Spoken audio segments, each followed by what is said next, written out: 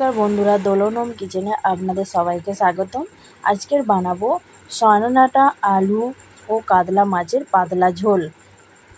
মাছটাকে ভেজে রেখেছিলাম। ওই তেলে আলু পেঁয়াজ ভেজে নিলাম পরিমাণ মতো নুন দিয়ে।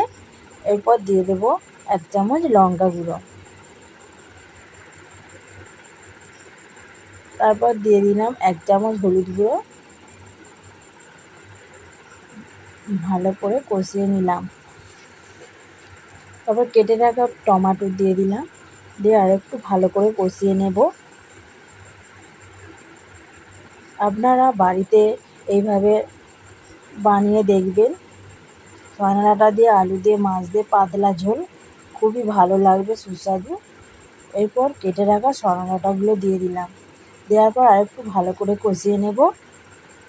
কষিয়ে নেওয়ার পর পরিমাণ মতন জল দিয়ে দিলাম।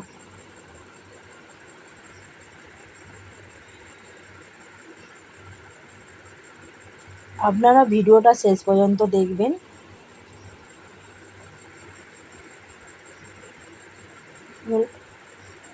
চাপা দিয়ে রেখে দেব।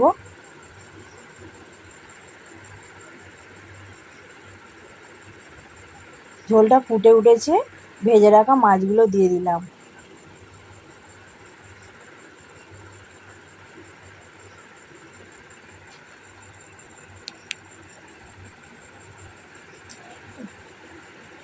সয়ানাটা দিয়ে আলু দিয়ে মাছের ঝোল আমার হয়ে এসছে।